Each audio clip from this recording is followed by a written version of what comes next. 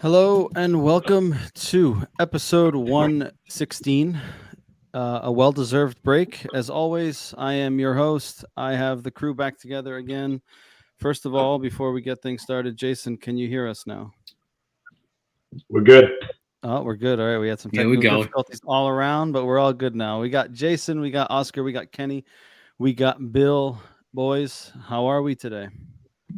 Doing great. Celebrating Good. another victory. That's right. Another win. Doing well. Another win. What's going on, fellas? It feels good. It feels good to keep rolling on the train. We'll see if that still lasts for another month or so. We got a little break here, but we'll be back in action at the end of the month. We'll talk about Benfica 5, Marítimo 0. Have a variety of kind of sub questions and subtopics to go along with this match: the performance, the results, the league standings. We will also talk about Rafa Out Ramos In, some controversy surrounding the national team. Not the first time, if we're being honest. Wanted to get your thoughts on that. And also a topic that I think is, it seems very specific to the outsider, which is, it seems, I get the sense, and I don't know if you guys do as well, but we'll get to that, is I get the sense that the Portuguese fan outside of the country, and country being Portugal, has a different passion or admiration for the national team than maybe those that live in the country. And I see that a lot with the comments that we see in our WhatsApp group with a lot of the crew that's in Europe, that's in Portugal. They don't really care for the national team. Benfica is really what they focus on. So I wanted to kind of get your thoughts and why that is. Like, do you think it's because we're immigrants? And I mean, we're not immigrants. Oscar's the only immigrant. We're descendants of immigrants, but we'll touch on that as well. So I do want to give a shout out first before we get started to the female team who went to Ibrox today and came away with a 3-2 victory in the first leg of the qualification for the Champions League. Huge win for them. They play again at home next week for the second leg, up 3-2. So that's a huge step in the right direction. It would be massive for us to have the women's team in the Champions League. Again, there are some big sharks in those waters, maybe still a step further ahead than where we are today. But nonetheless, it's always good to be amongst the best on the men's side and on the women's side. So hats off to them. We got one foot in the Champions League. Hopefully we can seal the deal next week. Para a malta que esteja a ver em português, hoje é o nosso podcast em inglês. Amanhã temos o podcast em português com um painel diferente. Por isso estejam à vontade aqui hoje para participar no nosso cantinho. Podem deixar os vossos comentários em português, que nós todos percebemos. Iremos abordar as vossas questões e opiniões. Uma boa noite aqui para o Carlos Nicola, que está no Reino Unido. Um abraço e é um seguidor nosso que está sempre presente. Por isso sei que é tarde ou cedo, dependendo como é que se olha para o horário. Mas agradecemos a sua presença e esteja à vontade de participar aqui na nossa conversa. Gentlemen, 5-0 Marítimo, first versus last. This Marítimo team just keeps getting worse and getting worse. Um abraço para o Tiago, outro que é tarde aí desse lado, hashtag Roger Ball, o Oscar hoje no veio com o Roger Ball hashtag. Quis ser mais formal. Oscar Barroso até me admira no pôr o nome do meio ali também. Mas um abraço para ti, Tiago. David Magalhães, boa noite, rapaz. Viva Benfica, viva. Marítimo just keeps getting worse. I mean, 7 games, 0 points. They kicked out their manager. They got a new manager. It didn't change. Nonetheless, I mean, you're going into a first match that's going to be difficult regardless. I'm going to start with, so just to lay the context here, myself, Bill, and Kenny were at a baptism, and as we always do, we do it at weddings, we do it wherever we go. We always try to make sure we watch the game. So we had it on our phones, we were paying attention, but regardless, it was tough to kind of keep your attention on what was going on. So we're going to rely on Jason and Oscar here, who were sitting at home, I'm sure, on the couch, cozy and fully paying attention to the game. But we watch the highlights, and we'll have the highlights running during the game. But those of you watching, tuning in, ask us your questions, your thoughts, your opinions as we go through this conversation. So, Oscar, I'll start with you. what were your thoughts on this game? I have a few opinions, but I'll leave those for last. I feel like I always narrate it and then I answer a lot of what you guys are going to say. So I'll pass the ball to you. This game was really like not much history to it. We had a one-way street from the beginning to the end. This is one of the most complete games I saw Benfica play. I know we played Marítimo that it's the last place. They're struggling, but it's always Marítimo, you know. And we had a complete game. Like it started off after the first goal went in. You just saw that Rafa scored. I don't even think I remember Marítimo created one chance other than the offside goal they scored. Which I thought it was actually onside, but you wanted it to count because your result was. Well, at that time, my guess was 3-1, so it was. Wah. But whatever, like it is what it is. But this game, there's not much history. We saved Tino. We kind of saved them up for I don't even know why, because we had the international break. But I'm unless he just wanted to start as soon as just to give him some minutes. But we had an international break, so it kind of surprised me that Tino didn't start. Other than that, man, it legit is no story to this game. We could have scored probably 10 goals against Marítimo this game, and it wouldn't be a surprise. We missed a few sitters with that, especially Ramos, but we also scored 2. So I'll give Tank the ball and say, hey, go Ramos. But yes. Jay, what do you add to that? I kind of agree with Oscar. It was just like the game was kind of like over when it started. Rafa's goal kind of opened up the floodgates after, but we pretty much dominated the game from start to finish. I will say it was good to see Draxler score a goal. Yeah. Maybe to build some confidence for him. That was a hell of a shot too. He rocketed it. But yeah, it was just it was one of those games that we legit dominated from start to finish. I know they had that opportunity, and talk about this one. I wish he scored, man. Oh my god, nice goal. Oh yeah, this one, yeah. Kid. But I mean, there was opportunities left on the field as well. I agree with Oscar. We could have easily scored 10 goals in this game. Look at this, guys. Rafa, look at Rafa. Look at that pass. Just so you know. Okay, go ahead. Thanks. It was a nice play. Mike, didn't you say a comment that you almost missed it? He did. Watch the replay. If you watch the replay, I think there's a replay from behind. The ball is more than a goal. No, it's a goal, 100%. Right, look here. Yeah. Right? Like he tries to chip and he hits the goalie. Like if the goalie's but I mean, regardless, it went in, right? That's what we care about. I don't care if it went off his ass. But it looked it was just he got a fortunate bounce. It was good to see him kind of score 2 goals. It was good to see him to score a goal because it was a few games that he hasn't scored. So it was just good. It was a good, probably confidence booster going into the international break, and he got called up because Rafa decided to sit. I think we're going to talk about that later, but I mean, it's good for him overall. I thought he was the player of the game for me, and it was kind of a game from start to finish. It was over when Rafa scored the goal. They just kind of folded. Kenny, Ba got to start again. I know that we had talked about this at the beginning of the season, right? Is this one of those positions, or is this one of those players that we believe is starting caliber, but he's got to earn it? I think that's like 3 or 4 games that he started already on the trot. Do we think we're starting to see signs of Alexander Ba grabbing hold of that starting position, or is it just a matter of rotation, a matter of giving Gilberto some time off? I think it's going to be I think that position is going to be a matter of just rotating the player every once in a while. I don't think we have I think it's going to be dependent on the game that's going to be played. I think Ba's playing great right now. I think he brings something different than Gilberto. He brings us a little bit more offensively.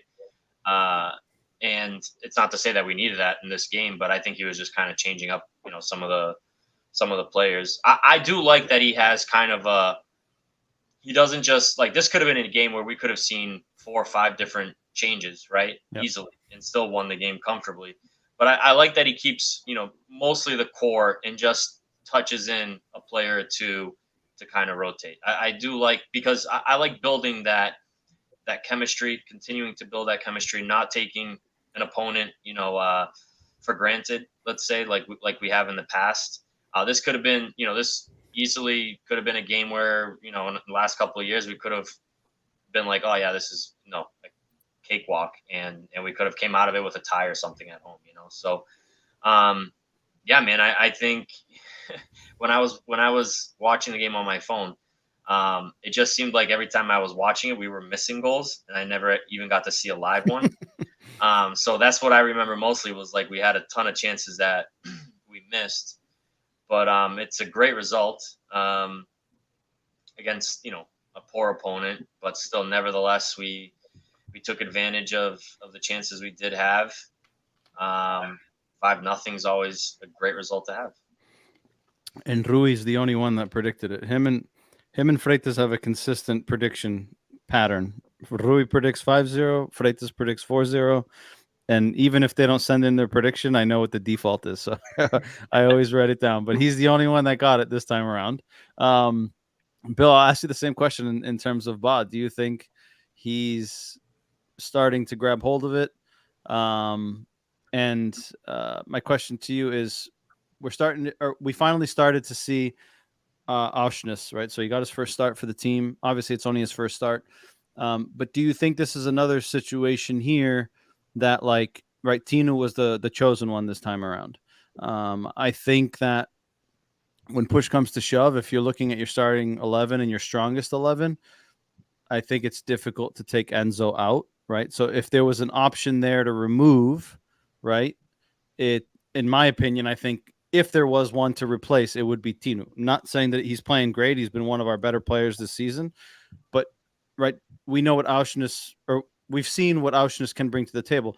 Do you think Auschwitz could be in a similar pattern that we've seen from Ba and Gilberto, whereas there's going to be a little bit more rotation now? He's got familiarity. He's got his legs underneath him, and could, a bad game from Tino, an injury, really put him in a position that we're now seeing with Tony, right, and Morato, right? Like, one guy jumps in, he's crushing it, right, and now you're put in a dilemma like, fuck, what do I do? Do I revert back, or do I stick with what's working? Yeah, I think they're two very different players. I think it depends on, it'll depend on the game and who we're playing, right? So I think if it's a game where we're going to be hit on the counter and we need someone to kind of just sit in front of that back line, or at times be like the third back, because Ba and Gilberto and Grimaldo, when we have the ball, they're pretty far up the field. So essentially we're playing with our two center backs and Tino sitting in front of them as our three defenders. So if we're going to get hit on the counter, I think games like that, I think Tino is probably has a leg up, because I think he's better defensively. But if it's a game like this where, for the most part, we're going to control it, we're going to have possession.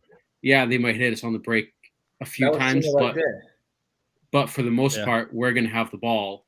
Yeah, I think we could see some rotation in games like this, but I think if fully fit and fully healthy, I think Tino is our best trinco right now. And I agree, Enzo, I can't see how we can take Enzo out.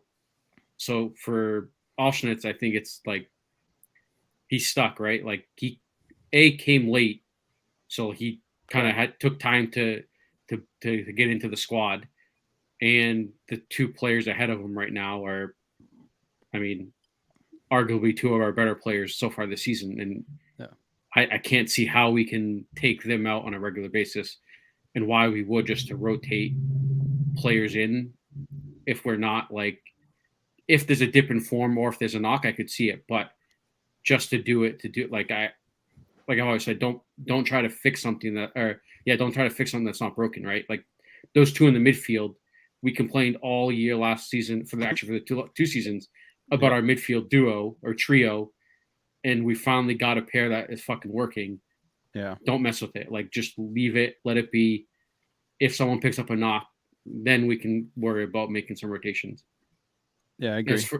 As for Ba and Gilberto, I think, a few of us said it, and we saw it in preseason, that we think Ba would eventually take the spot. And I agree with what Kenny said. I think Ba gives us a lot more going forward than Gilberto does, but he's fast as fuck, right? So that what he gives us going forward, he makes up for it as well coming back. Like he can get back if we get hit on the counter. He's working his tail to get back. Whereas Gilberto, yeah, his arms are moving a lot, but he's not the fastest guy on the field. And I think just what Ba has given us going forward, I think puts him kind of over the edge on that battle for the right back spot. Yeah, and just looking up here for those watching, the stats here for the game. 10 shots in the first half for Benfica against 1 from Marítimo, 5 on target versus 0. 18 actions in Marítimo's box, 0 for Marítimo. 4 corners versus 0. There were 4 fouls from Benfica, 3 from Marítimo, 76% possession versus 24. Like this stat right here just shows how little Marítimo did. Like it was basically, let's just go there and pray for the best. And, full-time stats, 23 shots for Benfica, 12 on target, 46 actions in Marítimo's box. Marítimo had 4 shots, 1 on target. I don't even remember Audi's save, to be honest with you. I think it came in the second half, mid-second half. But 72% possession versus 28, right? So I think it just shows how drastic from first to last this really was in all aspects, not just on paper, but on the field. What was the score at halftime? Wasn't it only 1-0 at half? Yeah, it was 1-0. Yeah, and then Gonçalo Ramos scored like 1 minute into the second half. Hey, I'll open this. Before we go on to the next thing, like let's not forget, like Marítimo has suffered 5 goals from Porto and Braga as well this season. Right? Correct. And I'm just looking at the stats right now from between Braga and Marítimo and Braga's home, and they're very identical to this. So even though we're talking about Benfica, like there's other teams out, like Marítimo is just bad. It's just bad. Correct. No, I 100% agree with that. And I mean, but this is to that point. Like we didn't drop our level down to their level. No. You know what I mean? Like in the past, we could have easily squeezed out of here with a very tight result, right? Where we did what we should be doing, which was kill this team. So that's, yeah, and if you look at all the circumstances, right? Like we just came off of a high, beating Juve in the Champions League. Coming into this game, Porto slip, Sporting slip, and we took advantage. Correct. And how many times in the past have we had the advantage? Like we're able to extend the gap up top, and we fuck up against teams we should win. And we came into this game, Marítimo in horrible form. We should have smashed them, and we did. So it was one of those things where, like, historically, or in the last couple of years, a game like this, with the circumstances around it, that our Champions League win against Juve, Porto Sporting slipping, like we easily could have dropped points in a game like this in the last 2 or 3 seasons. I agree. There's a question in the comments from Red Baron, but before that, abraço ao Arthur e à Ausenda. Abraço para vocês. Red Baron, welcome back. He says, Auschwitz, Tino, and Enzo will be used in a 4-3-3 like against PSG. Who takes out? That's so. Red Baron, we'll ask you who do you take out to play that 4-3-3? And Red Baron says, he's going to say I don't agree. He says a confiança faz toda a diferença. Esta equipa está confiante, é verdade. Uma equipa que está a ganhar, continua a ganhar confiança, ainda sem perder, ainda sem um resultado negativo. Por isso começa a aumentar. O que resta saber é como é que a equipa vai reagir depois de um resultado menos positivo, seja um empate, seja uma derrota. But I'll open this up to you guys. Auschwitz, Tino, and Enzo in a 4-3-3. It's a midfield 3 that gives you a lot of functionality. It gives you a lot of coverage on the field in terms of occupying space. It gives you muscle. It gives you passing. But like Red Baron says, João Mário, in his opinion, is the sacrificed one. Can you guys see a formation like this with someone like João Mário being sacrificed? And again, I'll open up to whoever wants to. No. I probably keep. Go ahead. Go ahead. No, I'm just saying. I see, like, João Mario of last year, yes, 110%. But João Mario this year, the hustle that he's been given defensively and offensively, I think offers more than Arsenal's or whatever. So who would you sit if it was those three? Who would you? I wouldn't start those three right now. And if it's I would not. João Mario gives me the confidence that he'll help defend as well as going offense. So like I wouldn't put those three and sacrifice João Mario. I would not. But if you did have to, I would take Gonçalo Ramos. Anybody can score those goals that he scores. So you're going to play with no forward. Minus Rafa. It's Rafa Correa. I mean, anyone else see this happening? And who do you think would be the sacrifice? I mean, I think we touched on this last week, maybe, or maybe that was after the pod. I can't remember, but we touched on like against PSG. There's certain teams where realistically you can't just trot out your like same lineup, same type of tactics, right? There's some teams you're going to have to kind of change the way you play to the way they're gonna play, and I agree with that. But the way we've been playing, I struggle to like wrap my head around changing the formation and then taking out João Mario, because I agree with what Oscar said. I think João Mario has been one of our best players. I think the game, he's showing up on the score sheet sometimes, but I think what he offers to the team and his work rate so far this year, I can't wrap my head around taking him out to put in whatever his fucking name is. Auschness, guys. Jesus Christ, dude. If it's pronounced as Frederick. Auschness. You do. What's his first name? Frederick. Yeah, Frederick. Ufred. Freddie. To take him out, to put him in, he has one game like as a starter, match fitness. But I mean, he's come in for like 15 minutes. Like that's the thing. Yep. You're gonna throw him in for PSG. Like, eventually he's gonna have to play games like that. But I think the way our team's performing, I would keep our tactics, keep the formation. I wouldn't mess with it just yet. Yeah, I agree. I wouldn't touch anything right now. But let's not forget that Auschnitz was a Roger guy. Like he brought him into the squad. That's his bet, right? That's his player. And I think he's played well when he's in there. And he's going to just keep building chemistry and building momentum and form. I mean, anything can happen at the end of the season as legs get heavier, the tide's going to change at some point, right? Let's face it. I mean, João Mario saw a huge drop off in form towards the end of last season. So it's a good option to have. Yeah, 100%. And he's Roger's guy. So he's going to get he's always going to come into these games. And, I thought he's played well when he's come in. He's got some grit and hustle in him as well. So we'll see what happens. But I agree. I wouldn't change anything right now with the formation, the players. Not only can Draxler play against PSG, or is there any of those stupid clauses in alone? He can. You can't do that on the international level. Now, I don't know if you could do it on the national level. Let's think about Draxler, right? I saw a lot of commentators on I don't know if it was paying Reach or whatever it was, right? They were saying that within sooner or later Draxler is going to come into the 11, and I'm thinking to myself, who the hell do you take out to put Draxler in with the form these players are in, right? Because Draxler is a guy he's good, he's got a name. But I don't see him hustling like those guys are in there right now, playing, defending and attacking. I don't see him doing that. I see him going forward with the ball. But every time I see him in there, I don't know if he's just recovering. He's jogging back. He's playing like he's Messi on Benfica, So I don't see him running back like João Mario does and Neres and Rafa do.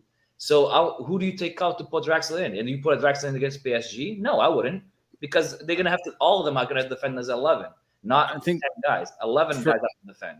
For him to come in, I think the natural options are the guys on the wings, right? Yeah. And Neres or a João Mario who's playing on the wing, or Rafa. But again, I don't see Rafa coming out. He doesn't give us the same thing that Neres can give us, right? So naturally, the only other option would be a João Mario. But like you said, Oscar, right? And it could be just lack of match fitness. It could be a lot of cases, right? But we obviously went out and got him with the intention of him somehow fitting into this puzzle, right? What that puzzle looks like for him, I guess time will tell. That he's capable of being a standout player in the Portuguese league, I think we can all agree on that he can, right? If he's fit and he's confident. So time will tell. But in terms of Auschwitz, shit, I just had the question in my head and I forgot it. It'll come back to me. What I wanted to touch on, so there's a couple of comments here as well. So first, abraço ao Pedro Costa. Boa noite, benfiquistas, diz ele. E depois temos aqui uma curiosidade que é o Vasco Santiago Marques ou é a mesma pessoa que o SL Vaster ou então tem o mesmo cérebro e a mesma maneira de pensar, porque o Vasco diz aqui: não consigo entender como é que o Gonçalo Ramos foi homem de jogo, o Rafa jogou muito melhor, mas infelizmente ele nunca recebe o mérito que merece. E depois, de repente, o SL Vaster coloca a mesma pergunta, mas em inglês. Isto é impressionante mesmo. Oscar, you want to take this one? It's his alter ego. I was waiting for you guys to go to the man of the match because most of you guys, like Tank said, Gonçalo Ramos, and scoring 2 goals and missing 5, I guess gets you man of the match for some people. But for me, is Rafa had unbelievable game. The guy did like we talked about in the past. Like there's a lot of things we criticize about Rafa. Oh, he didn't do the right pass here, bad decision here. This game, it was on point. The guy was defending, attacking, carrying the ball forward from defense to the goal that he assisted to Ramos, where he chipped the goalie, is the goal he got at the R18. He ran with the ball up the field and an awesome pass through ball to Gonçalo Ramos. He did half the goal or more. I think he did this, and he did the same, almost the same play against Juve, and he got up and laid it off, and that's when he hit the post. 100%. So like this guy to me is Rafa is the man of the match, no questions, no. And he had an assist in the goal, and Ramos had 2 goals. Okay, so, but the work was done by Rafa, to me, in my opinion. Yeah, S. Sylvester says he's underrated. I wouldn't say underrated. I would maybe say underappreciated, I think is probably the most adequate way to put it. Mas, ao Vasco e o SL, nós queremos saber se és a mesma pessoa ou se andas aqui, andais os dois com o mesmo pensamento. Isso assusta um bocado. Tiago says Draxler vai crescer. Agora, neste período de pausa de seleções, o Mister não vai mexer no sistema tático, seja com o Marítimo, seja com o PSG. I also agree with that. I think, like you guys said, right, if it's not broken, don't fix it. Against PSG, everyone expects us to lose, right? We have nothing to lose, right? Go out there and, do what you got to do, keep rolling the dice, and hopefully the momentum takes us in a positive way and we can get something positive out of it. Red Baron says the thing now is that we have options. We have a Rafa, we have a Draxler, an Auschwitz, a João Mario, despite still having Chiquinho on the bench. I really think Roger thinks of Chiquinho and those guys as when you put in like to kill the game, like you say, okay, squad players. Yeah, you were legit like, okay, the game is a 1-0, 2-0 at the 70th minute. We put in these players to go kill it. That's it. The game off. We're done. Like nobody scores on us. We don't score any more goals. I think that's what he considers those guys, and it's been working. So I mean, they'll run their socks off. They're technically not the best, but like they'll put it out there. And if you can get guys that know their role, right, and they're not going to be pissed off at like, oh, I only play 10 minutes here, I only play 5 minutes here. They know their role. They're happy, right? They know what their contribution is. I think that makes for a good locker room environment. Right, you don't have egos or like, what the fuck? I only get 10 minutes here. I only get 5 minutes there. Red Baron says, but then you have guys like that have ambitions, like the guy that plays left back, or Rasic, whatever it is. Yeah, and he didn't get called for the national team because he only played 8 minutes. So that's that creates issues. True, but he's also been injured, right? So you would hope that he understands, right? Like he hasn't had more opportunities because he hasn't really been fully available. Because Grimaldo's on fire. You can't. Correct. Yeah, exactly. I don't see him taking a spot. Let's see. I got something on this game too, and I kind of brought it up to you, Mike. So the substitutions, right? So I didn't even realize John Brooks came in, but so it looks like that's an ovation. That's for innovation. He brought in, he put some guys in here, right? Rasic, Brooks, brought in Draxler. One guy that I think this would have been a good opportunity to get him going a little bit would have been Musa. And I know, Mike, you told me, Gonçalo Ramos is on a hat trick. He probably wants him to finish off the game. But I think this would have been a good opportunity to get Musa's confidence up, maybe get him a goal, especially against, this opponent. The way the game was going, he was definitely going to have chances. So I think that was probably I wouldn't say like, a misstep or whatever, but I think it could have been useful to put Musa in during the game. I don't know what agree. you guys think. But like I think that again, my view of it was he was on a hat trick, right? And at home, let him ride it out. Jay, I'm not sure if you have a thought on that. I know you're not a big Musa guy, so Yeah, I mean, I wasn't opposed to the substitutions, so I had nothing to say. Jay was rooting for a hat trick. Musa hasn't really impressed me as much as he impressed you guys. So no, but at the end of the day, right? At the end of the day, he's our backup, right? So if something goes wrong with Ramos, well, Musa's got to be in top form, right? And I think guys struggling a little bit with some confidence, right? He's not, when he comes in, I agree, he hasn't been like spectacular, right? I don't even know if he has a goal, but I think these type of games are opportunities that he could have taken advantage of, and who knows when the next chance he'll get is. It's true. I think I'm all for rotation. I know you guys were touching base on like the midfield. I like when they like, maybe not every single game, but like Enzo's gonna need some breaks. Like, you know what I mean? Like Ramos is gonna need some breaks, but I think Ramos, wasn't he out for the last game or something? Yeah, they have 2 weeks off right now. Yeah. Well, Enzo. Yeah, but like I think he was off, and I think he probably just wanted to play him or something. I don't know. I just feel like I think I can't say anything bad about what the coach is doing. I mean, I agree. We're 13 in a row, and I mean, we could probably nitpick on like when the guys can come in, but maybe Musa could have came in, yeah, but maybe he wanted to give John Brooks his debut. So I think that's what he wanted to do in front of the fans, because I don't think John Brooks is going to be playing too much. And the first thing he did was foul. Well, like Oscar said, they come in to get their, kill the game, get the yellow card, right? There you go. Clean up the mess. Red Baron says as soon as Brooks came in, he laid a guy out. American way. I'd rather see him come at the stadium, play at the stadium, lose, than play away. Like, imagine him at the ground coming in. Like, that would be scary. I'd be scared. Yeah. I'd love to see John Brooks knock the fuck out of Octavio. You kidding me? Lay him out. Anti-Remy while he's at it. Carlos Nicola says, as opiniões podem divergir em relação aos melhores em campo. Uma coisa é certa, a nossa equipa é um por todos, todos por um. É verdade. Boa noite para a Estela.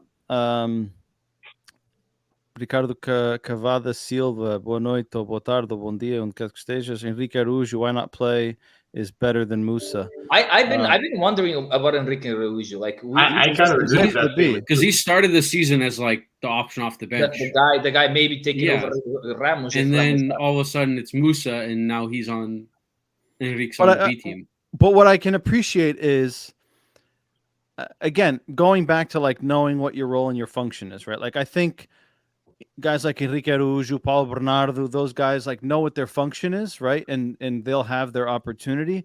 But what I do appreciate is that he's not letting them just rot on the bench, right? And we saw that with JJ, right? Paulo Bernardo would sit on the bench. This guy would sit on Tiago Araújo would sit on the bench, right? Like, if Roger sees that they're not going to play this weekend, send him to the B team, right? Henrique Araújo scoring goals for the B team. He was just the man of the match this weekend. Rodrigo Pinho scoring goals for the B team, right? So if anything, it's at least one keeping them. Yeah.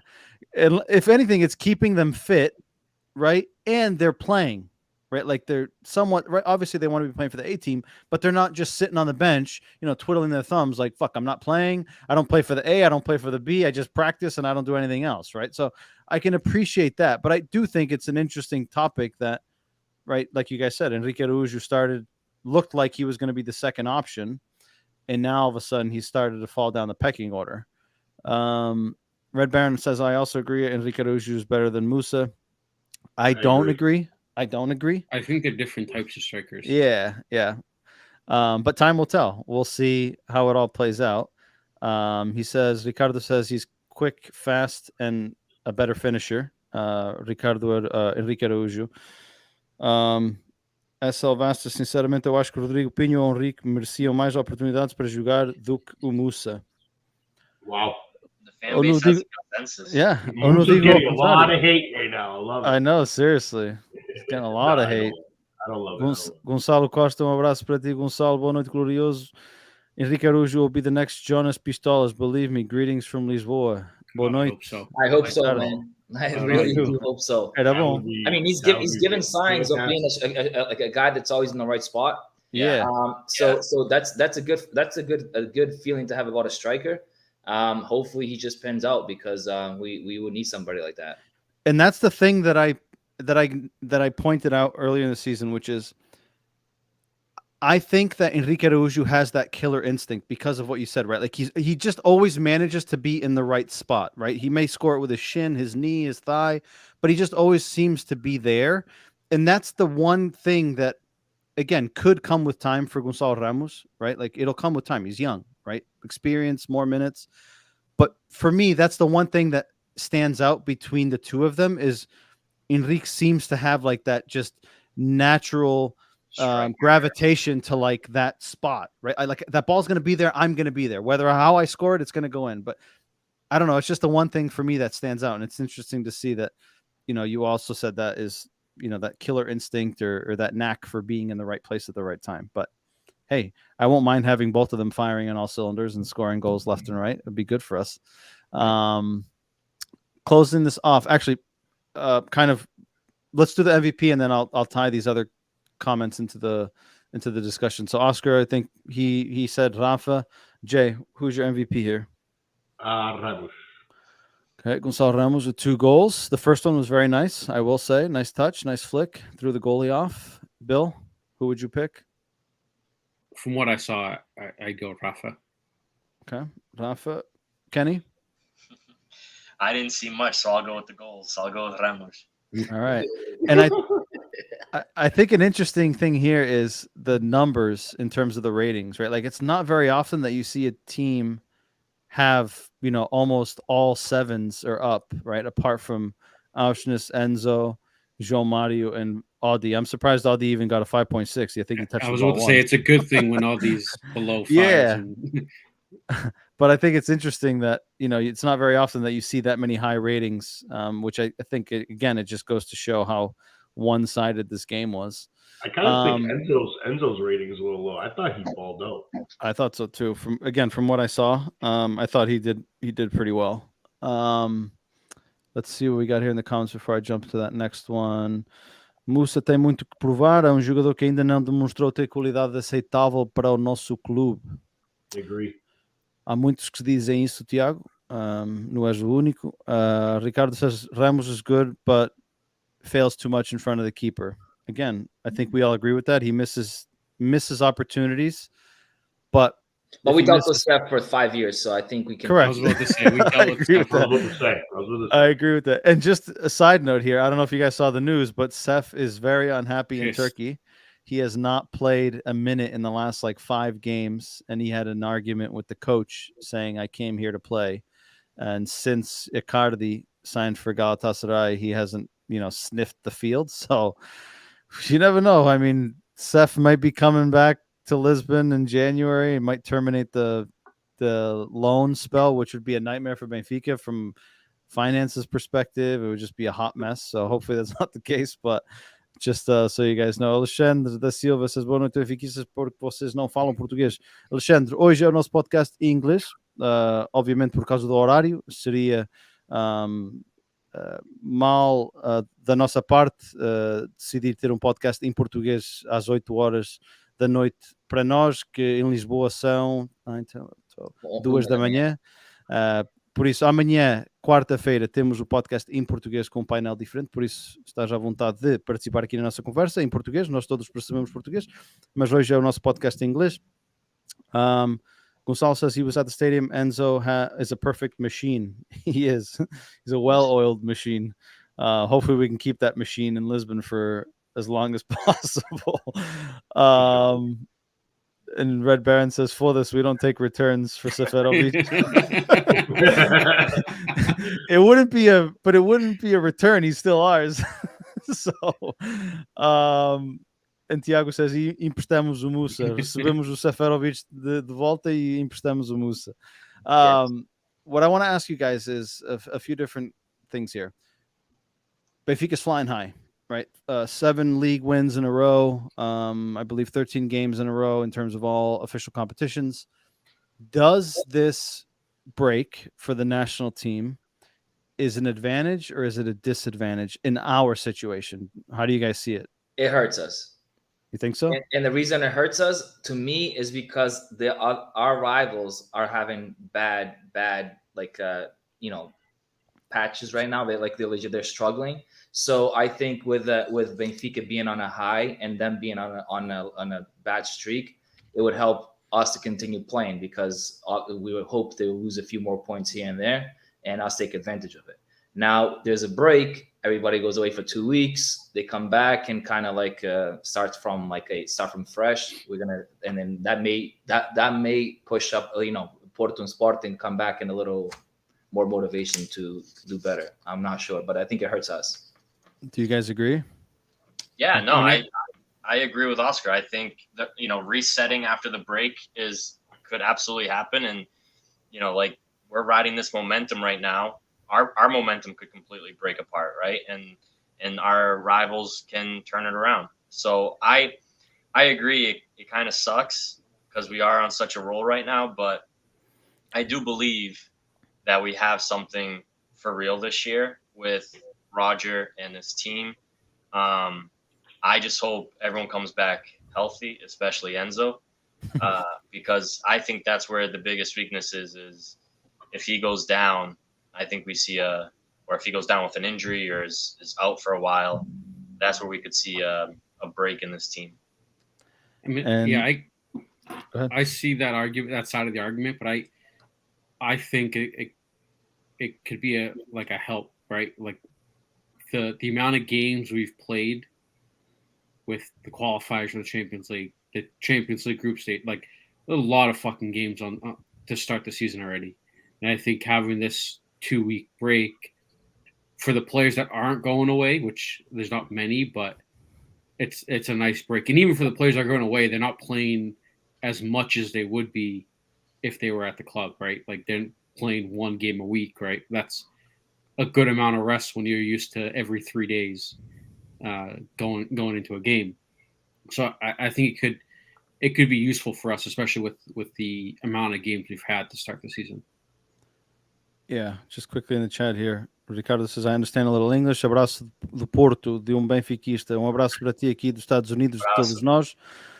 Benfiquista a viver no Porto é difícil. É difícil. De certeza. Abraço para ti. Continua a participar aqui nesta nossa conversa. Red Baron says, I think we can rest some players, like Bill was saying, from a physical perspective, right? We've played a lot of games.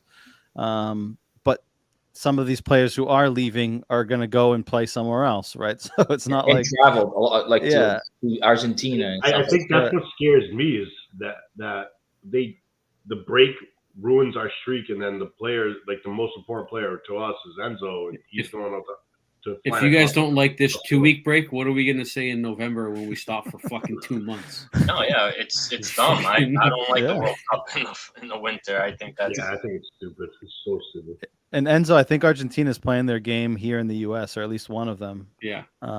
So it's less of a flight than to Argentina, but I don't know where their second traveling in economy first class, like we do compared to fucking but also like the first class. They're able to stretch their legs. Yeah, they get a full bed, not a seat that reclines an inch. Yeah. Gonçalo Costa says next game's Porto Braga, someone will lose points, we will win in Guimarães, carrega Benfica, don't worry boys. Eu gosto da tua confiança, Gonçalo, espero que seja assim o caso. Empatezinho, o que achas? What do you guys think? A tie be the best result for us, or one of them winning? Probably the best result, but I do think Braga is going to beat them. I hope Braga beats them. No. Porto, I think, has a shares with Braga. They own shares in that. I don't know. The conflict of interest. Alexandre says, eu também entendo o inglês, só perguntei por as pessoas do meu lado que não entendem. Por isso, como eu digo, Alexandre, estás à vontade de participar aqui na nossa conversa em inglês ou em português, todos nós percebemos, por isso está tranquilo, à vontade, participa aqui nesta nossa conversa, seja em inglês, seja em português, nós iremos abordar as tuas questões ou comentários. A Sylvester says, eu acho que o mês de outubro vai ser muito complicado porque vamos ter de jogar na mesma semana com o Porto e o PSG. E também acho que depois do Porto jogamos com a Juventus, if I'm not mistaken, mas já lá vamos. PSG, Porto, Juve. Yeah, 3 in a row, ali seguido, tal. It's gonna be tricky. What I'm gonna ask you is, I'm gonna open it up to you guys as well. Whoever wants to jump in here. Benfica won first 7 games of the league. Last year, we won the first 7 games of the league. And as I was putting this information together, Oscar was sitting on my shoulder. I could feel JJ. Oscar's presence on my shoulder. JJ. Like, yeah, keep writing. Yep, I'm gonna say that. So it's funny because I have it right here. So we won the first 7 games of the league last year. We won the first 7 games of the league this year. And we're in a similar spot. And after that 7th game, we lost at home against Portimonense in a game that we had N opportunities to score, and we didn't, and we lost on a goddamn corner kick. This time last year, Porto had won 5 and drew 2. They tied 1-1 against Sporting. They tied 1-1 against Marítimo. They had lost 4 points at this point. This season, they have won 5, drawn 1, lost 1. They drew against Studio. They lost against Rio Ave. So they've lost 1 more point than they did last year at this point. Sporting last year, won 5, drew 2. They tied Famalicão. They tied Porto, losing 4 points. This season, Sporting has won 3, lost 3, and drawn 1. They drew Braga. They lost to Porto. They lost to Chaves. They lost to Boa Vista. They've lost 11 points so far. So 7 more points than they did last year. Porto lost 1 more point than they did last year at this point. Benfica is exactly the same. And I have to ask the question. Do you guys see something similar potentially being able to happen to this team? And if yes, why? If no, what is that difference or the differentiator here that makes you feel more confident? And then I'm going to also add into this is, are we much better than our rivals, or are our rivals far worse than what they were last year? And whoever wants to jump in, and we can just make this a round table. You guys can start, but I have a lot to say, so you guys can. I feel like the biggest difference, and we'll probably all agree, why we're feeling better than we did last year is just the way we're playing and the way we're correct. But 7 wins is 7 wins. I know, but there was games last year in those 7 wins where we look like absolute shit. Correct, but there were also games we beat Famalicão 5-1, right? Like, and you're talking, I'll go back and look at what I have the scores right here. I'm an idiot. We beat Casapia 1-0. Correct. So last year, 7 games, Moreirense 1, Benfica 2, Benfica 2, Aroca 0, Gil Vicente 0, Benfica 2, Benfica 2, Tondela 1, Santa Clara 0, Benfica 5, Benfica 3, Boa Vista 1, Guimarães 1, Benfica 3, right? So, like, we had some decent results. We were scoring goals. We weren't conceding too many. But just wanted to throw that out there. Bill, continue. Yeah, but the way we play, to me, the biggest thing is that the way we're playing, the mentality of this team is completely different than what we saw last year and the year before that. To me, that's the biggest difference. And I think in comparison to like our rivals, I think it's like a mixture of, we got stronger and they got weaker. They lost some good players and didn't really buy anyone. I think Ricardo mentions it here about Porto, right? Like, they sold players, but they don't have money. They don't have money to go buy anyone. Like, Ricardo was talking about my comment. É difícil ser benfiquista no Porto. Ele diz, nada, saiu à rua de vermelho e branco. Yeah, his last he just made one where he said, Porto não tem equipa nem dinheiro.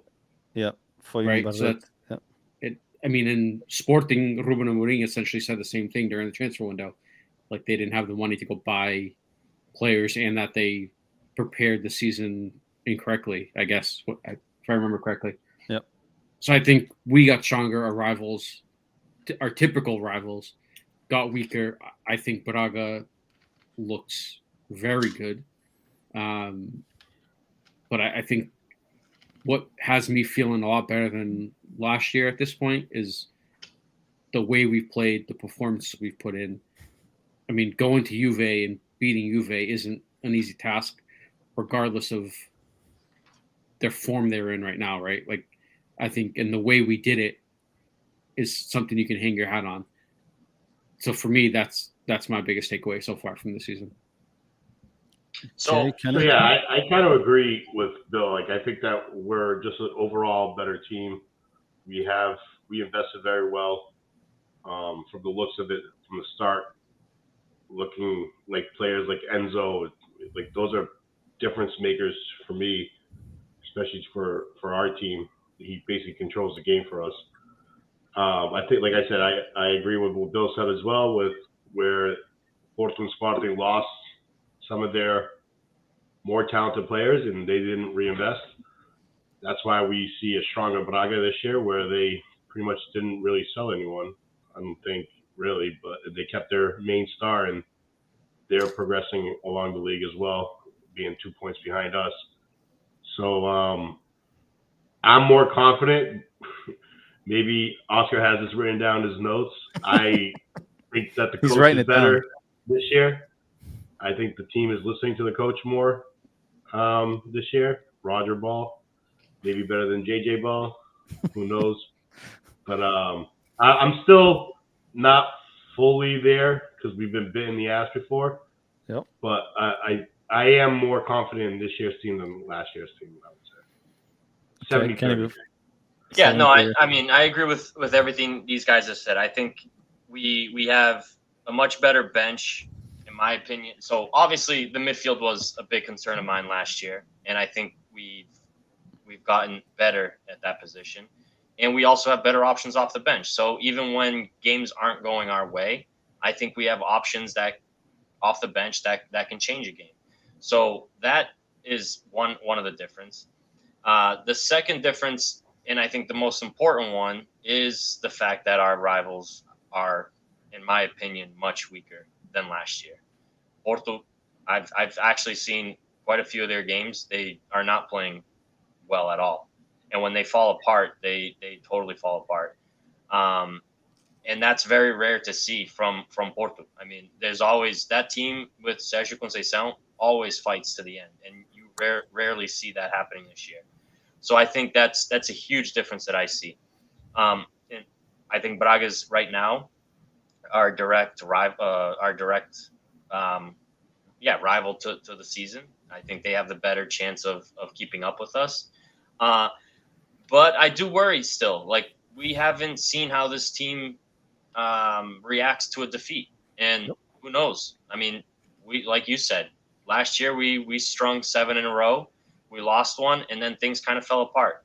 I don't know what's going to happen once we finally lose one. I hope we don't lose all season, right? I hope they stick to ties and they stay undefeated. But who's to say that once something happens, how we react? That's where I want to see. I actually am very curious to see how we react to something like that.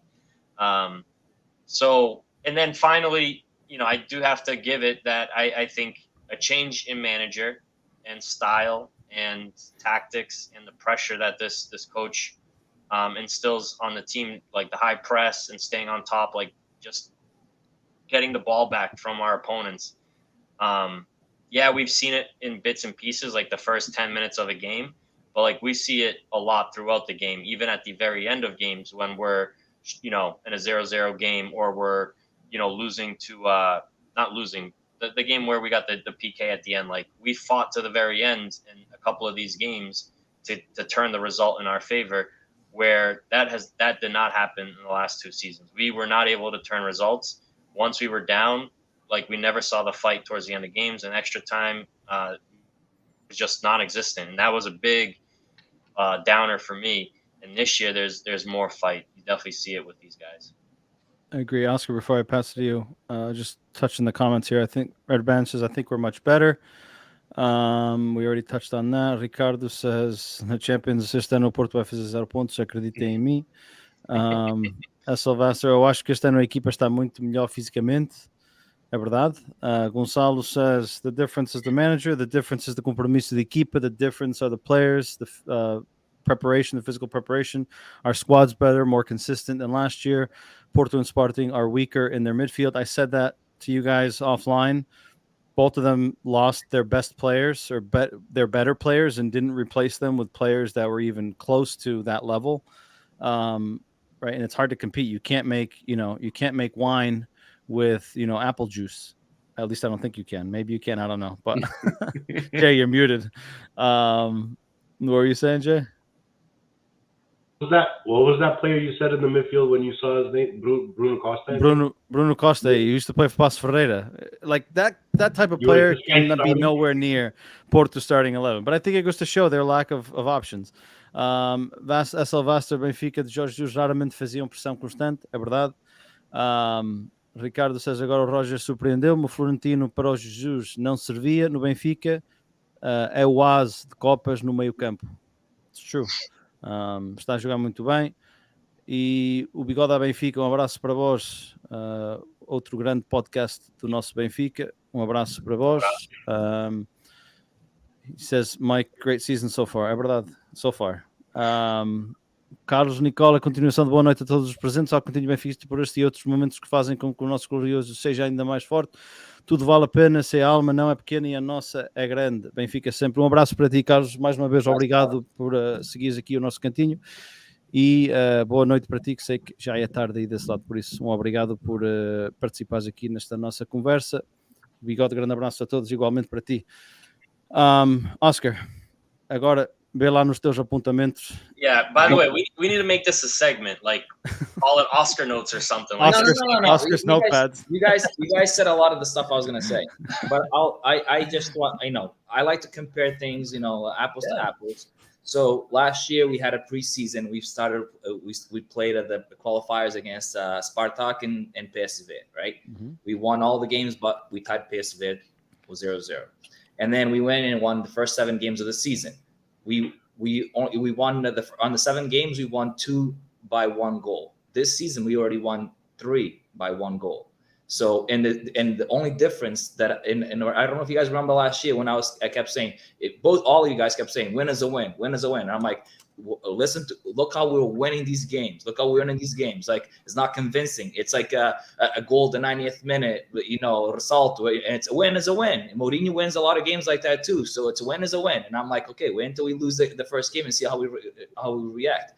And that happened. Like so, last year is exactly what I thought it was going to happen. This year is we're playing with more confidence, and I think that's the biggest difference between last year and this year is the confidence that this coach instills in these players. They are like it reminds me of the raça that we were used to watching Benfica play with. That Maxi Pereira raça, like every single play on the 11, then raça and plays for the win. It plays into the last second of the game. The João Mario goal that he took off his shirt, he got a red card. It just showed like the raça that everybody plays into the last second of the game until the whistle blows, right? So to me, the biggest difference is what the coach brought into the team that it wasn't there last year. You guys mentioned the pressing. You guys mentioned that like how confident we are coming from behind. Where last year if we went down a goal, we struggled to come back to the game. This year it's been 3 games on the 7. 3 games we came from behind and won the game. So it's like the players coming in. You guys mentioned as well the other teams, Sporting, Porto, have lost a lot of players and then replaced them with good players. This year we did the total opposite. We got players out of the system that did not fit in, and you guys can bring PZ, bring whatever the fuck you guys want. I'll take it. And the players that like basically were there because of status and not because they were helping the team. And this guy came in and basically fixed all that. They brought in basically like filled in spots with players that we needed, and we have now some backup for those players that we needed. So to me, it's what this coach brought, and it's the biggest difference of the coach, JJ out. But can I just add something? Let's not forget though that the team last year, despite some of the names and what they cost, was far like especially the midfield. I'm talking. Midfield and like Everton was a huge disappointment, not even compared to Ned's. And I know Ned's has kind of struggled a little bit, but Ned is like 10 times the player that Everton was. And the midfield makes a huge difference this year. Like, do you think if Roger had the team last year that he would be having them play the way he's playing right now? I don't think not 100%. No. Well, the thing is, like, maybe those players don't play Roger's style of soccer. Maybe those players are not fit for that. Like, Weigl was our best player last year, and this year didn't fit into his system. Like, that's the biggest difference. He basically got the players that he needed to fit a system. Like, Florentino wasn't good for Jesus, but it's perfect for him. Florentino wasn't good for Rui Vitória, but it was perfect for Bruno Lage. Like, it's all about the system that the coach is coaching. And what fits with the rest of the players, right? And Raja brought in these players like Enzo that fit like a glove. Got rid of Weigl because Florentino fits with Enzo, and Weigl probably did not fit with Enzo. So that's the things like these. Got rid of Tarab. Got rid of Tarab. Oh, shit. We haven't gotten rid of him yet. He's still on the B team. This coach was smart enough to basically get rid of the bad apples and some bad apples and start a team from fresh with the players that can give him what he wants. Yeah. I agree. Quickly here, Obrigado Benfica says it's late here. I'll watch the show tomorrow. Viva Benfica. Ricardo says uma boa noite, bom descanso, campeões. Foi prazer e sempre Benfica até debaixo d'água. Abraço para ti, Ricardo. Abraço para ti, para o Bigode Benfica. E o Gonçalo diz: see you soon. It's late in Lisboa. Tomorrow work. Oi. Hashtag amo te Benfica. Boa noite. SLBES says our big signings last year were big flops. It's true, except Darwin. That guy was awesome. Now let me ask you a question about. Let me bring up Darwin since you're talking about Darwin. Do you think with the system we play today, which is on the final third of the game of the field most of the time, do you think Darwin would do better in this system than he did last year playing counterattack most of the time like we did? Because Darwin's forte was a long ball Pace. and Darwin chases it. Yeah, pace. And we're not Quick playing attacks. like that anymore. We're playing tiki-taka soccer. And I think Darwin is a tiki-taka player. I personally don't think that he would, if he plays in this system with the players that we have, I think he would have to play in Ramos' spot. And to be a lone striker at this moment, I still think, just like Ramos, I think that they're players that need to mature their finishing, right? And I think he, like you said, was better coming off the wing, cutting inside, getting into space. He's clumsy at times with his feet. Gonçalo Ramos is clumsy at times with their feet, but like you have to be a good scorer there. And I think that in this system, I think we'd probably be forced to like make him fit in a way, right? Unless you take out a João Mario or you take out a Neres, and you're probably not going to do that. But he needs green. He needs a lot of green. A lot of green to run. Do you think that he would do good in this? I think he would smash. You think so? I think he would do so good. I think he'd be doing just as good as Gonçalo. I mean, the goal. I think he might do a little bit. I mean, when you judge a striker, it's goals, right? And Correct. if He we scored a look lot. at, right, but if we look at like some of the opportunities that Ramos has missed, I feel like Darwin missed some of probably his put those as well. Probably puts those away. There's also goals that Ramos scored. Like Ramos scored a lot of goals with his head on the quarter kicks. How many goals did he score on quarter kicks? Correct. Darwin Darwin scored few. on quarter kicks. Even like that flick that Ramos scored against This weekend, Marítimo, yeah. the second I don't know goal, if or his first Darwin goal. tries that. I don't know if Darwin, he might try it, but I don't think he pulls it off. Yeah. I think he would. I listen. I don't think Darwin would fit in this system, and the reason is because of the what we saw from Darwin last year. And look at what the fans in Liverpool are already saying. He's the biggest wop day of the Liverpool. Yeah. Season. But you also have to look at it from a Liverpool fan perspective. They got rid of Mane, who, in my opinion, is the motor of that team, and I think we're seeing that now with Mane gone. That Liverpool's struggling. Salah, yes, but Mane played a huge part in that team. A Liverpool team that has been on a high with Liverpool, even though with Klopp, even though they haven't won that many titles. But right now, you got a Darwin Núñez who, is unknown to them. You spend a shit ton of money, right? And now you're like, oh, okay, well, we got rid of Mane, and now we got this guy, and right, like two different players. But Darwin Núñez didn't go replace Mane, even though it was a sell buy. Correct. Mane. If anybody went to replace Mane was Diaz. Correct, but he was already there. Mane Right, was already there. but Mane Correct. basically started losing a lot of Correct. his playing time because of Diaz, not because of Darwin. Because the only player that should scared Darwin or Darwin scared him is Firmino, right? Correct. So when it comes to Mane, he left maybe because, hey, listen, Luis Diaz is coming through, and he's like probably one of the best players in Liverpool right now, and I'm gonna lose a lot of time. I think Darwin's just kind of going through an adaptation stage, like Yeah, I he did agree. in Benfica. So Yeah. I mean, the whole team. think that will. He's not the only one struggling there. That whole team is struggling. So I think he's worth the money, obviously, because we got paid. Well, not we, but Benfica got Don't paid. worry, Klopp's gonna come back for Enzo too. Probably. Hey, they could, if they pay another 100 million, why not? Fuck that guy. No, keep him here. Let's see quickly in here. You know it's impossible for keeping this guy over for a year. Like, yeah, if we no, were I to agree. bet on it, I would bet that he might leave in January. I think he's going to be another Ramirez, one season and he's gone. It's going to be tough to keep him. As long as he doesn't go to Chelsea. Ricardo, há bocado, há 6 minutos disseste que ias para a cama. Ainda estás aqui. Ainda bem. Está-nos a dizer que a conversa está boa. Tinha que se adaptar com o Darwin e o Horta, partíamos tudo. Yeah, man. But Ricardo, who do you leave out? Like, Horta comes in, you take out who? Darwin is in, take out Gonçalo Ramos, I'm assuming, right? Like, I don't see right now. This system is like you can't take. As much as I love Ramos, I would definitely substitute Darwin for him. You probably steal for 2 games and be like, I want Ramos back. Hey, at least he tried it. Hey, listen, we're gonna lose some players next year, so might as well start stocking it up. Yeah, seriously. All right, move on to the last subject here.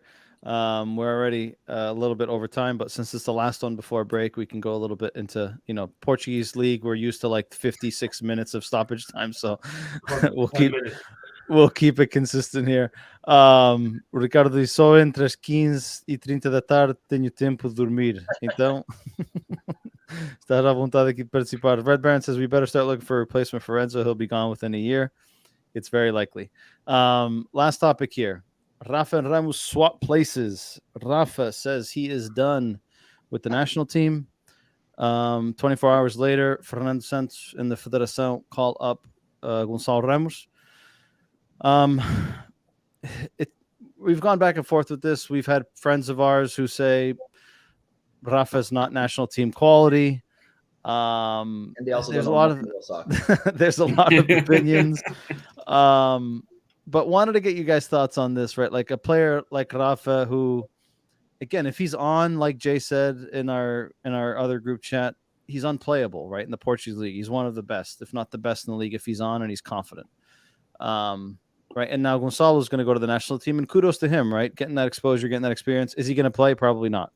Right. But it's a good opportunity for him to just start to grow and experience those things.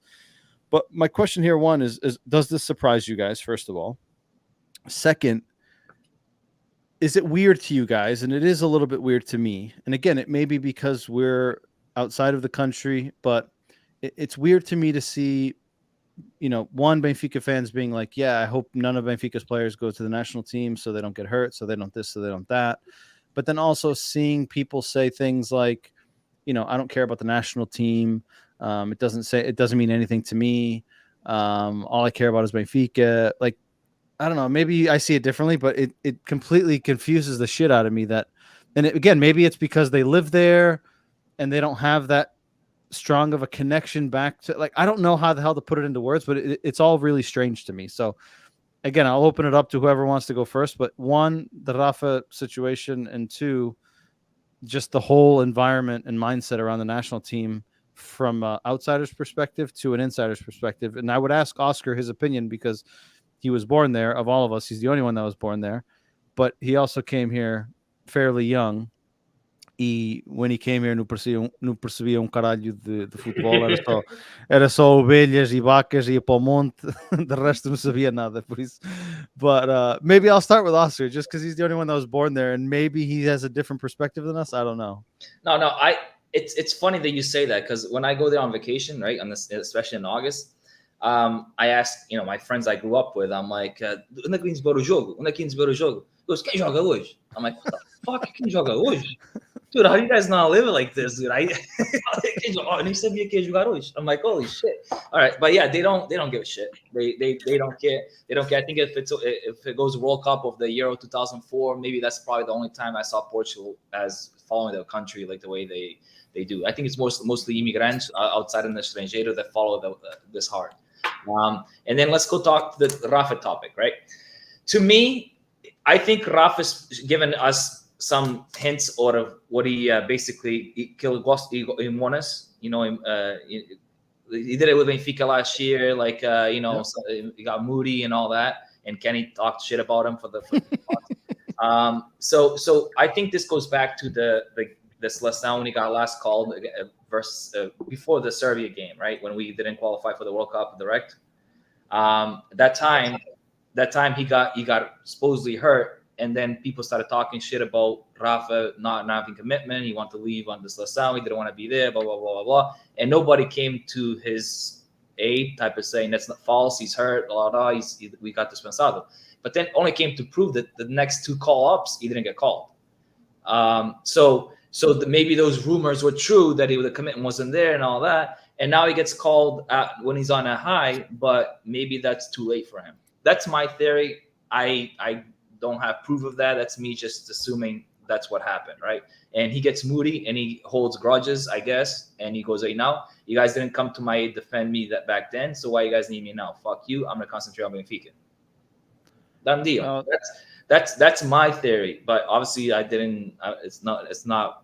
And another thing is, people are saying this thing.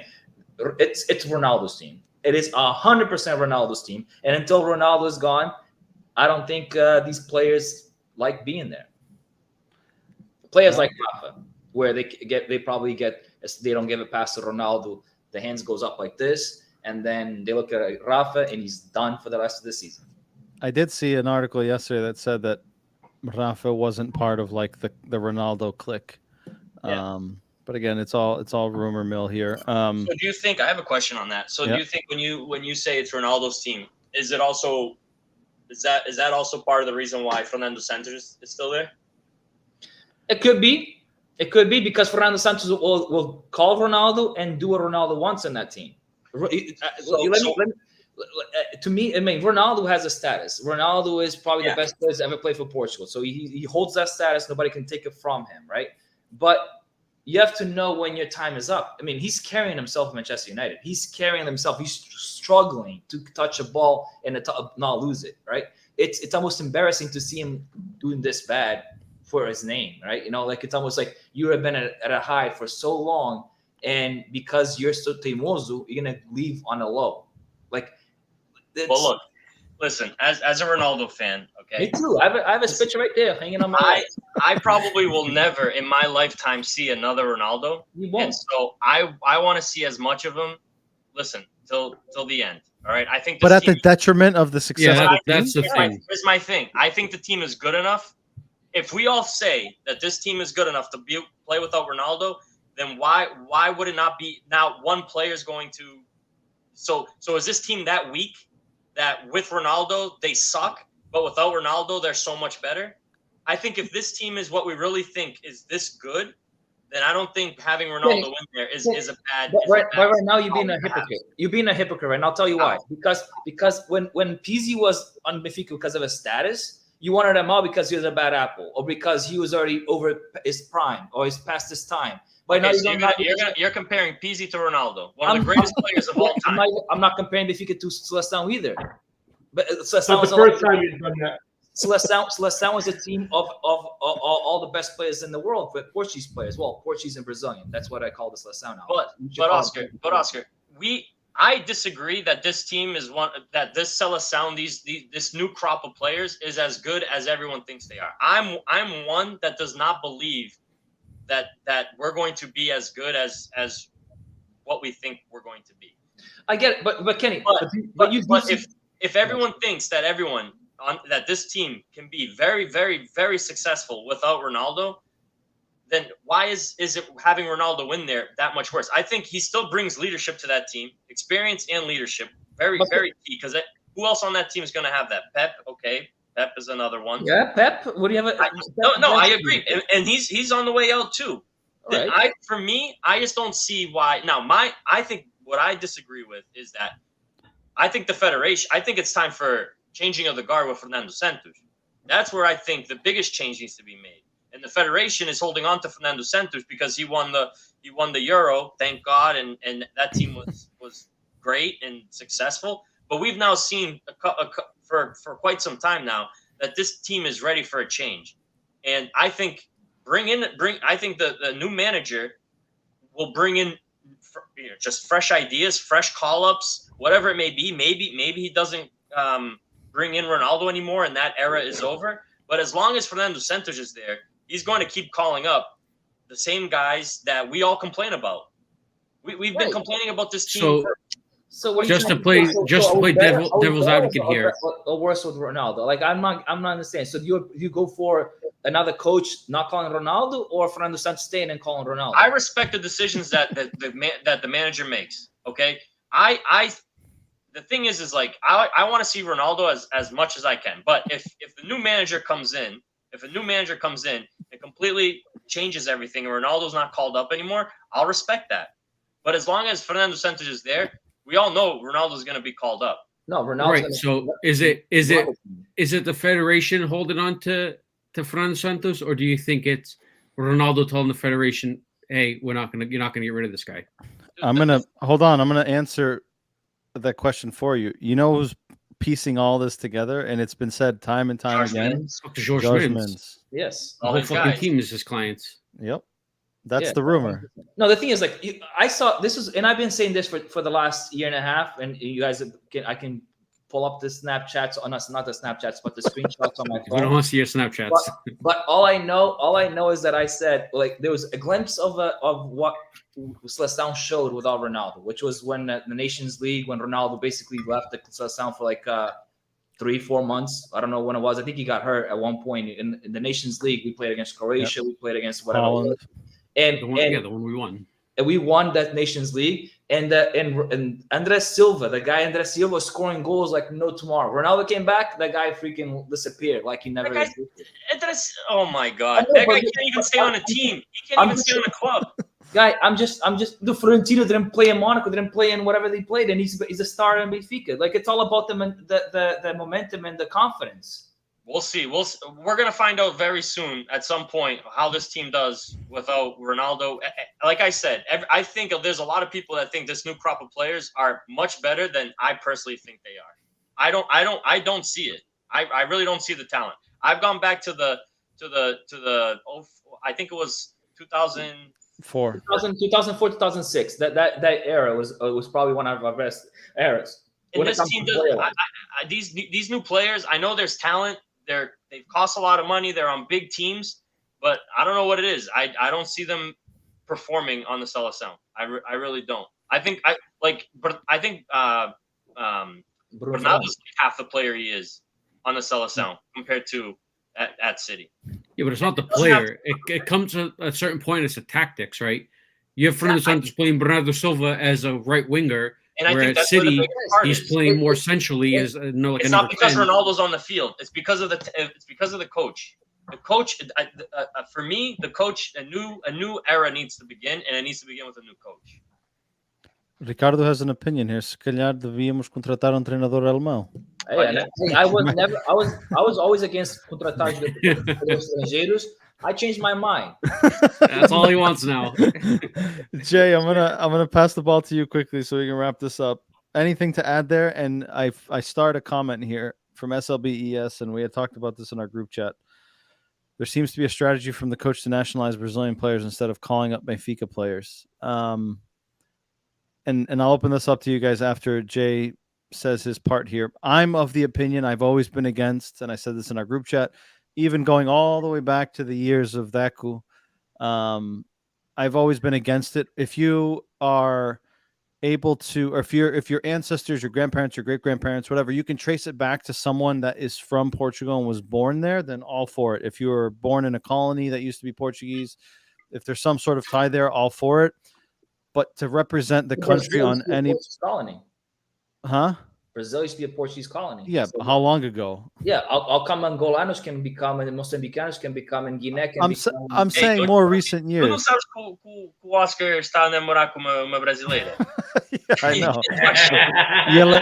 Oscar's trying to naturalize her. Yeah, ela está a ouvir, é por isso. Yeah, ela está a ouvir. She's sitting right there. Yeah, ela está a picar debaixo da mesa. But Get him. Jay, thoughts on what we talked about? Also, opinions on naturalizing players that weren't born in Portugal or don't have any ties to the country apart from living there for a long time. As far as that subject, I kind of agree with what you said. If you have some family ties or if you were born there, I think that you should be able to represent. But I'm not a big fan of the Decus, the Lietsons. Who else? Diego Souza. Pep. There's been so many. Even Pep. Pep is probably one of our greatest, probably the greatest center back ever. Seriously, Otávio. And Deco's probably our greatest number 10. Yeah, that I have an opinion now. I don't know about that, but I don't really like it too much. I'd rather just see the Portuguese players, the actual being Portuguese and having some sort of family being part of Portugal. As far as this dilemma, I really don't. I don't know much to talk about. I'm happy for them to get the call up. As far as the national team, I think Kenny. Oscar said it, or I don't know, I forgot who said it, but it's pretty much Ronaldo's team. I think Ronaldo pretty much controls it until he steps down. I've been asking for a new coach since we won the Euro, to be honest. I didn't even like how we won the Euro, but we won it. I'm always grateful for Fernando Santos. He's the fake Dan Pineda. Dan Pineda's dad. I've said a lot of jokes about that dude. But like overall, I think he was a great coach for what he did, but his time has passed, and I would like to see a new coach overall. I don't care if Ronaldo plays or not on the national team. I just want to see new ideas, I guess. Kenny, before I pass it to you or anyone else, Ricardo says, "E sempre Moutinho, William, Tartaruga, Danilo." Seriously. I mean, that's a knock on Santos, right? Like he's a fucking hard ass to. Hey, but he said he does what we were just talking about. Don't fix what's not broken. Guys, by the way? I believe they all are George Mintz guys. I mean, don't fix what's not. I mean, that is Every broken. single They're all player. fucking at the end of their careers, and we have like really good fucking play. Renato Sanchez could easily fit into that midfield. But when I say not broken, I say they qualified for the World Cup. They won the Euro. I mean, they didn't qualify how? Against Serbia, and they if you look at our roster, should this team ever have to go to a fucking playoff? No, I don't. No, I don't. And it's say otherwise. With Fernando, and I'm with. I think Jay said it. Kenny said it. Like I think Fernando Santos' time at the national team is past. I think we should have moved on. But with him, it's the same thing. We struggle in qualifying. We sneak in through the playoff. We get into the group stage. We struggle in the group stage. We somehow find a way to get out of the group stage as second, or in the Euro case was third. And then it's like we just sit back, compact, and hope we can get one on a counter, or we're going to PKs. It's the same fucking thing with him every fucking tournament. And with the talent that we have now on the team, and I mean, 2016 we didn't have the most talented squad, so I can see his tactics and sitting back and trying to hit on the counter. But since then, the talent that plays the same tactics, which is right, like a small and team. it's crazy to think when you look at the talent that Portugal has at its disposal now. Like, we have so many talented players, so many young, good players, and we're still playing the same fucking two trincos, four in the back. Even when he said we were playing three in the back, we're fucking essentially playing like six in the back the way he had it set up. It's an illusion. It's the same thing. And like with the players we have, we should be doing a lot better than barely getting out of fucking qualifying and having to go to a playoff. And then get knocked out. It's going to be the same in the group stage this World Cup. We're going to struggle to get through. We'll find a way to get through, and then we'll get knocked out in the first round. Like, it's the same thing over and over.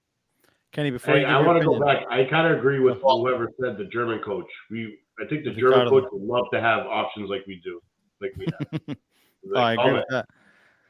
Kenny, before I give it to you, Red Baron says, I think, for example, Pep came to Portugal at 16, 17, and Matheus Nunes was 12 or close to it. Nothing wrong with that. What I say to that is Matheus Nunes has a Portuguese father and a Brazilian mother. Yeah. Yes, Matheus Nunes was born in Portugal, but Brazil, but his father is Portuguese, was born in Portugal. Pep, on the other hand, was not born in Portugal, does not have parents or grandparents that were born in Portugal. My question to you is this. If the Federação Portuguesa de Futebol and the CBF knock on Pep's door and said, listen, we want you to come play for our national team, and you're going to be a highlight on our national team, who do you think he's picking? There is not a fucking chance in hell he picks Portugal. I don't think there's a chance in hell.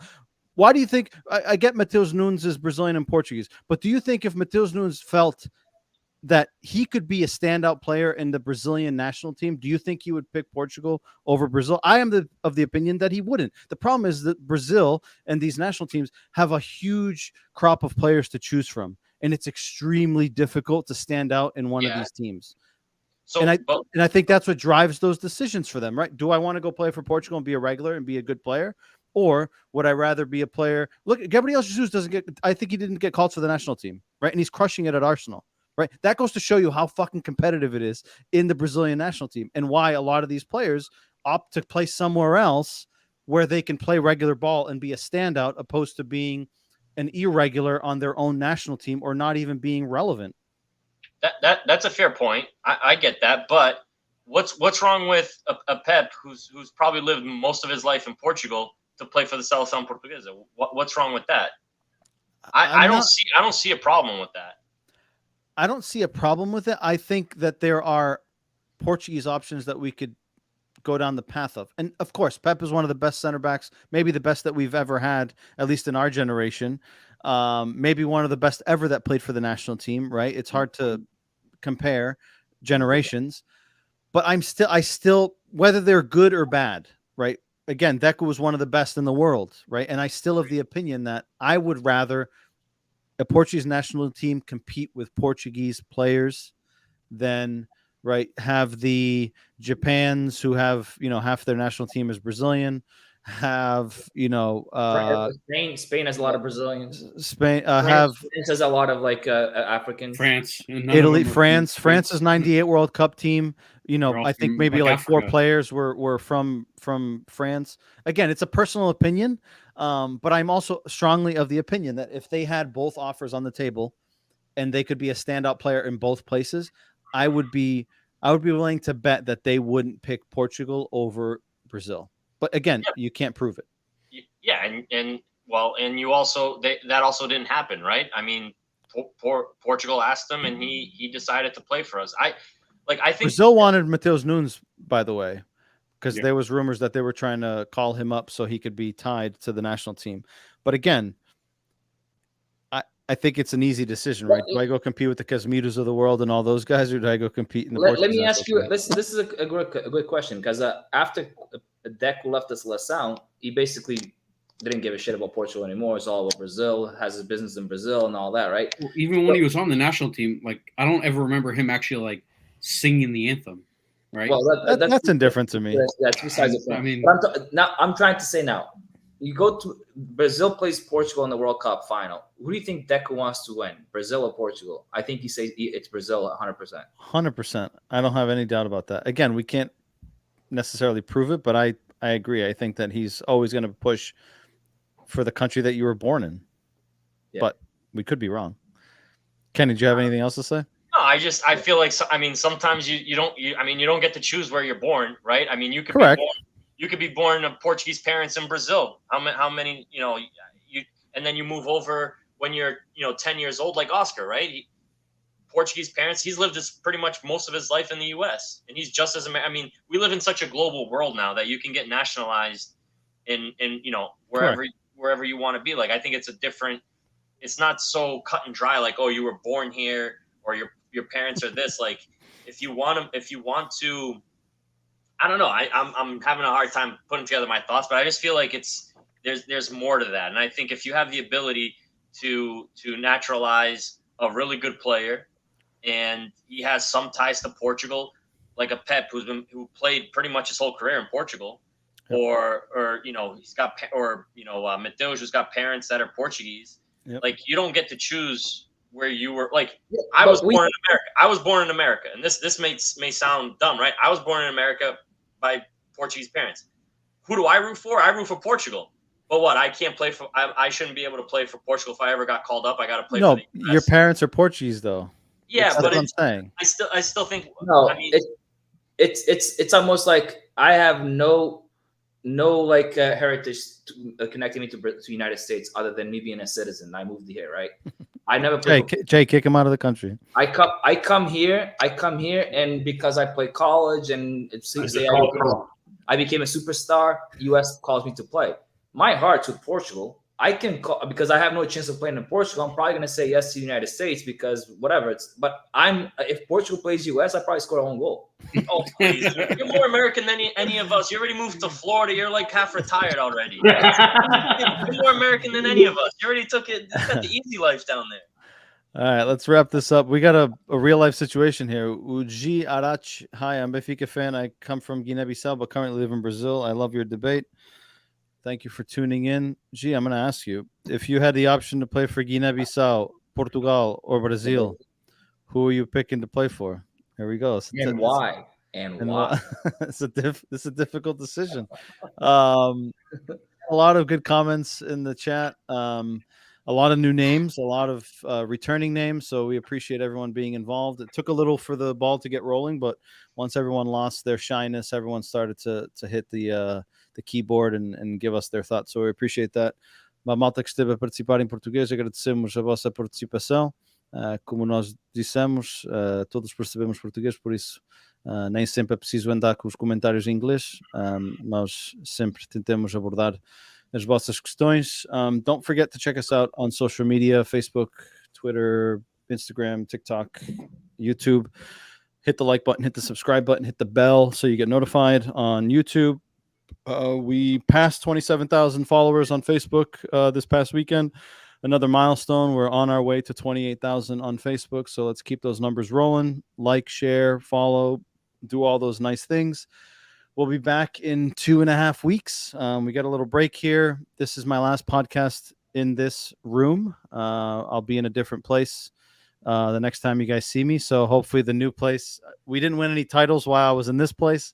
Hopefully the new place will bring us some titles. And if the next podcast we've lost games, then I'm going to have to figure out a way to come back. I don't know. I have to figure this out, but hopefully it all turns out well. Gentlemen, wait. There's one more thing. Ricardo mentioned it, so I have to kind of talk about it. Octavio, right? Octavio is one of the players that does he have Portuguese parents or grandparents? No, he's one of those type of players, right?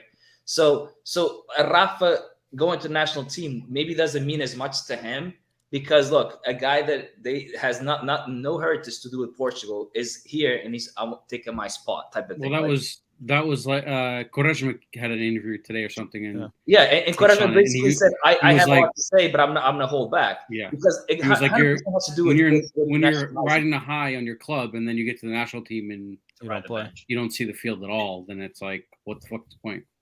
Right. And especially, I mean, in this case, like with Otavio, it makes it. I could see how he gets there, and it makes him feel even worse when it's like, well, but it's a guy that fucking Brazuca taking my fucking spot. Like the fuck. Do you know if there's like a mandatory like, hey, you need to get at least a player from Sporting, Benfica, Porto? No, none of that. I mean, I feel like they try to though, right? Porto has Diogo Costa, the goalie is Portista, and he starts. Yeah, but I mean, like I said in the group chat, if we ever come to a situation where Benfica, Porto, and Sporting don't have players on the national team, we are in big trouble from a Portuguese league perspective. Like big trouble. Yeah. Who was the worst Brazilian-born player that we Lietzen?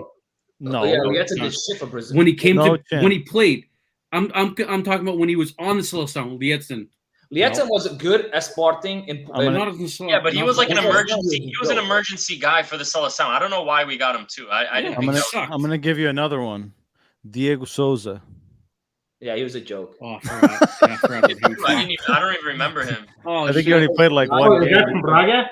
Yeah, that played for Benfica. Oh, I forgot about him. Yeah, That Red Baron. Shit. Those are like emergency. I don't know, signings or something. I don't know what those. Didn't Otavio's we, another one. I don't think he like necessarily needed to be part of this. didn't we call up Makakula too? He played. Yeah, but wasn't he born in Portugal?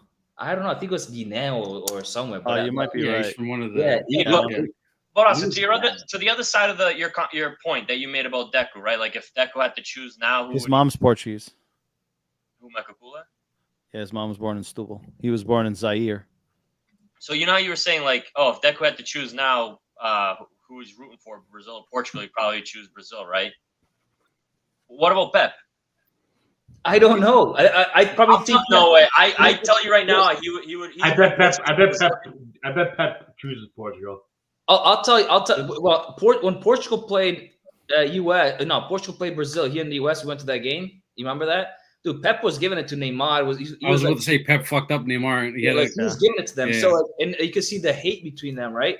But like once he retires and he's home with his kids, like that's when I asked that question. Right now, 100%. Like no. I think Pep spent more time in Portugal, and I think he has more admiration for what Portugal has given him in his life that he would cheer for Portugal. Bro, I really do. I lived in Portugal for 10 years. I lived here for almost 20. No, but I'm just saying there's different. Oscar's aging himself. I'm telling himself. What's the difference? I will never. Oscar, I'm just saying there's different sides to this. There's everyone's. You different. never won a trophy for the United States. That's the difference, asshole. No, I'm just saying there's a different side. There's a different side to it. Oh my God. People can be like, okay, Portugal gave me more, so I'm gonna respect Portugal and I be Portugal. I've seen a lot of Portuguese people that come here and be like, fuck Portugal. I remember root for US. Exactly. That's what I'm saying. There's two different sides to it. Right. But I'm just saying right now, like I'm talking Deku. Deku lives in Brazil. He has a business in Brazil. He is from Brazil. So like to me, if say Portugal played Brazil in the World Cup final, Deku, I think to me, this is only my opinion. And I would agree with you. But to me, like once Pep retires and he's watching the games with his kids and his family or whatever, I think he would say Portugal. I really would. Hey, Mendoras didn't play for the Celestão. He played for Angola. Correct. Yeah, he played for Angola, so I'm not sure what SLBS. Red Baron has a question here for us. Trivia Tribe. Alguém sabe quem foi o primeiro a naturalizar-se? What'd you say? So Pep's kids might be Portuguese when you said that he might be watching the game. So yeah, he might be rooting for Portugal. Oh, they're definitely Portuguese. He came here when he was young. I wouldn't know. Nobody can prove it. Red Baron said, alguém sabe quem foi o primeiro a naturalizar-se para jogar na seleção? Was it Eusebio? No, because when he was born, I think it still belonged to Portugal. They were still a Portuguese colony. Acho que ainda pertencia. That I have no idea. Oh shit! My guess would be Deku. I would say Deku because that was the first person I knew.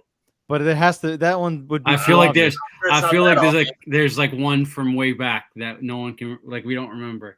It's got. I bet you it's someone from like the African. Celso Pineda. Well, that's a toda. Celso. Isso já vai há muitos anos. Yeah. Definitely a long time ago. He definitely went to Google search. Late 70s. Dude, eu nem chegava ainda. We need colony players at Benfica. Yeah, we need a lot. All right, now we're definitely wrapping up. Again, as always, everyone, thank you for participating in the chat. Again, we'll be back in a couple of weeks. We'll take a little break. And as always, a pleasure, gentlemen, having a good conversation here. Don't forget to like, subscribe, and follow. Viva Benfica, and we will chat soon. Good night. Viva. Good night, guys. Later, boys. Thanks. Viva.